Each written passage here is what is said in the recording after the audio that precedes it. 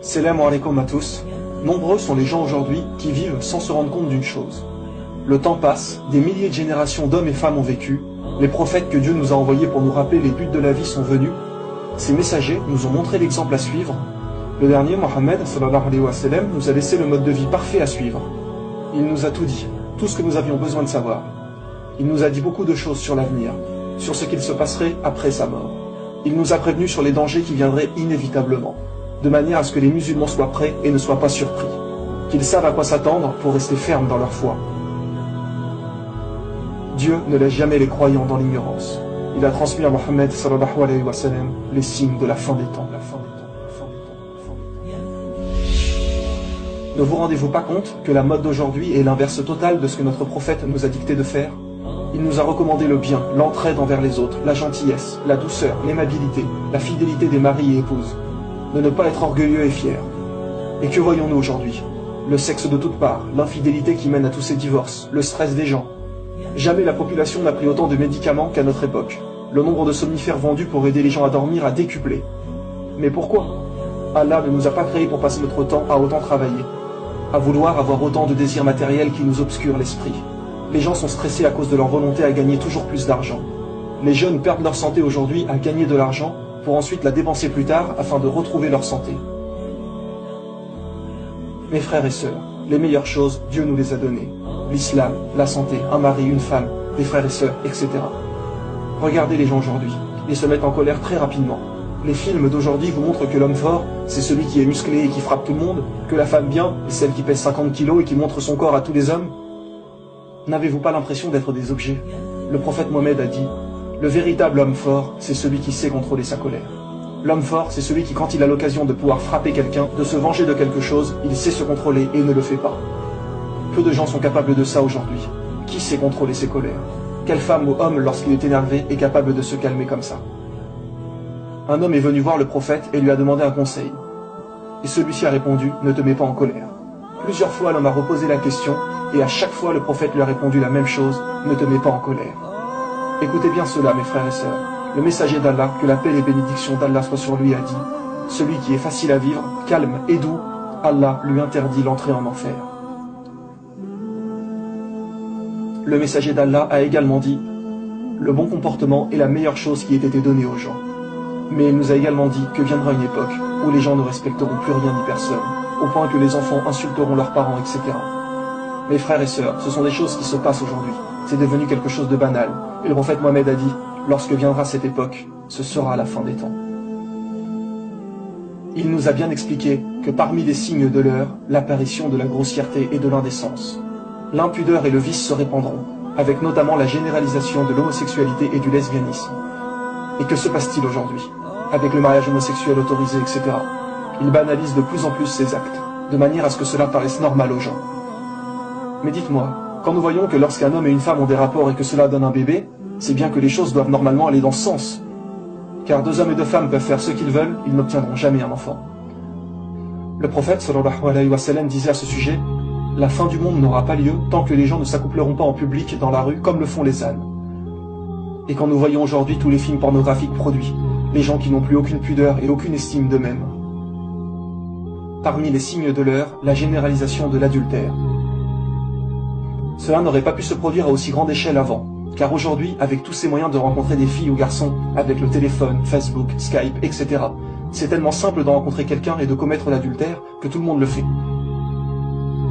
Il nous est dit, les femmes seront dévêtues tout en étant habillées. Inutile de trop développer cela, nous le voyons tous les jours aujourd'hui. Toutes ces femmes en tenue très courte et serrée, parfois transparentes. Nous croisons aujourd'hui des femmes en plein hiver avec des mini-jupes. Ils ne se soucient que d'une chose, attirer le regard des hommes. Certains vêtements sont tellement moulants que c'est presque une deuxième peau. Il y aura également à la fin des temps beaucoup d'actes de fornication. Tous les gens coucheront sans être mariés, juste pour le plaisir et s'amuser. Revenez un peu avant. Les gens attendaient presque toujours d'être mariés avant d'avoir des rapports. Les hommes détestaient les femmes qui n'étaient pas vierges. C'était une honte avant de faire cela avant le mariage. Aujourd'hui, il est devenu très difficile de pratiquer correctement sa religion.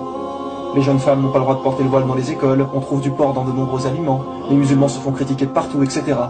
Et le prophète a dit, à l'époque de la fin des temps, pratiquer sa religion sera aussi difficile que de tenir une braise dans sa main. Il a dit également que celui qui voudrait pratiquer l'islam avec beaucoup d'assiduité sera considéré comme quelqu'un d'extrémiste. Quand aujourd'hui, vous ne voulez pas écouter de musique, pas boire du tout d'alcool, toujours manger halal, ne pas fréquenter de mauvais endroits, les gens disent très souvent, doucement, il ne faut pas en faire trop non plus, ne sois pas extrémiste. Eh bien ça, mes frères et sœurs, notre prophète nous l'avait bien également prédit. Parmi les signes de la fin du monde, on accusera l'honnête de trahison et on fera confiance aux traîtres. Et ceux qui gouverneront le monde seront ceux qui le mériteront le moins. Les liens familiaux seront rompus. Quand l'homme obéira à sa femme et se montrera irrespectueux à l'égard de sa mère, quand il favorisera son ami et s'éloignera de son père. Nous le voyons également tous les jours, malheureusement. Les forces de police et de sécurité se multiplieront.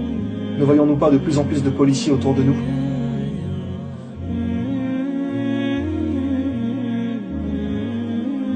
Le prophète a dit qu'à l'époque de la fin des temps, de grands mensonges seront racontés. Regardez aujourd'hui tout ce qu'il nous raconte, au point de ne pas croire en Dieu, comme par exemple la théorie de l'évolution, le fait qu'on aurait pu être créé par des extraterrestres, etc. Pour ceux qui auraient encore des doutes, comment un homme au milieu du désert d'Arabie pouvait savoir tout ça? Comment pouvait-il nous donner autant d'exactitude sur l'époque dans laquelle nous vivons? Le prophète a dit, à l'époque de la fin des temps, les grandes distances seront parcourues en un court laps de temps. Et qu'avons-nous aujourd'hui? Les voitures, les TGV, les avions, etc. À l'époque du prophète, les gens ne se déplaçaient qu'en chameau ou en chevaux. Qui pouvait imaginer le moteur à explosion, l'électricité, etc.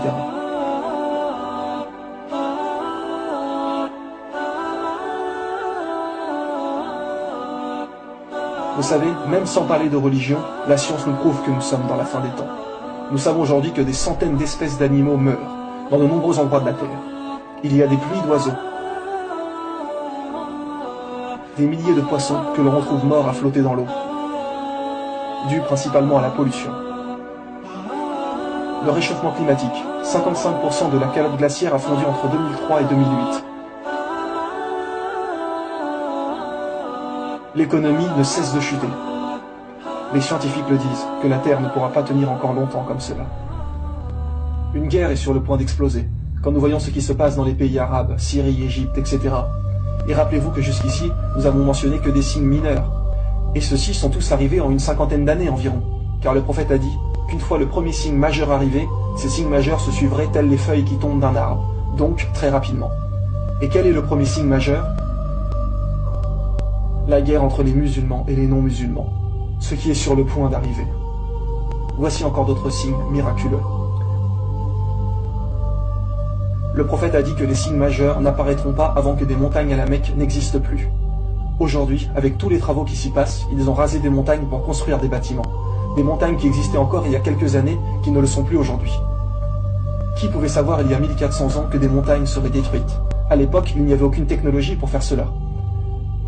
Les gens auraient pu douter de ce que disait le prophète, mais aujourd'hui, nous avons la preuve de ce qu'il a dit. Il a également mentionné que si vous voyez la Mecque trouée, c'est que la fin des temps est proche. Encore une fois, sans la technologie actuelle, personne n'aurait pu faire des tunnels comme nous le voyons aujourd'hui. Personne n'aurait pu trouer la montagne partout comme cela. Le prophète sallallahu alayhi wa sallam a également parlé de construction d'immenses bâtiments à la fin des temps. Nous le voyons partout aujourd'hui dans les grandes villes du monde. Mais à la Mecque aussi. Saviez-vous que cette tour est le deuxième plus grand édifice au monde? Il a dit que lorsque vous verriez les bâtiments atteindre le sommet des montagnes, c'est que l'heure aura alors projeté son ombre. Et nous savons que pour certains hadiths, s'il y a une raison valable, il peut être pris métaphoriquement. Donc la parole qui disait que l'heure aura alors projeté son ombre, les gens pensaient que cela voulait dire que la fin des temps était vraiment très proche.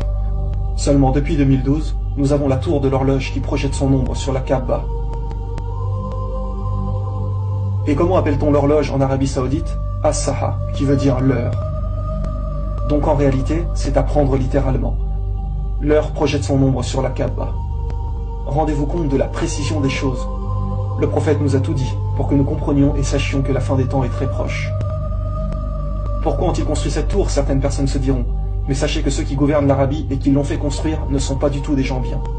Nous ne critiquerons pas plus par principe. Mais depuis maintenant plus d'un an, l'heure projette son ombre sur la Kaaba. Mes frères et sœurs, nous sommes tous témoins des signes de la fin des temps. L'intérêt de cet épisode n'est pas de faire peur aux gens. Nous devons faire confiance en Allah. Oui, l'heure est effectivement proche, mais seul Allah en connaît la date exacte. Le but de cet épisode et de vous rappeler que le jour du jugement arrive à grands pas. Ainsi que bien évidemment notre mort à tous. Alors mes frères et sœurs, faites le maximum, donnez tout ce que vous pouvez, délaissez vraiment les péchés.